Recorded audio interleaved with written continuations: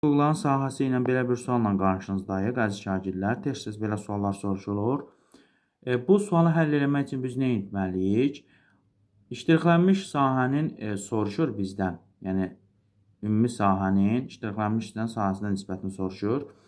Biz çox rahat isbat edə bilərik ki, AOB üçbucağı ilə COD üçbucağı konqruent üçbucaqlar, yəni bərabər üçbucaqlardır. Onların sahələri də bərabər olacaq.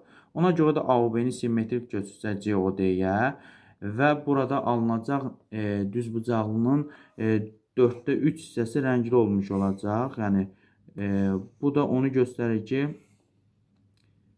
yəni bu rəngli sahə bütün düzbucaqlının 4də 3 hissəsi olmuş olur.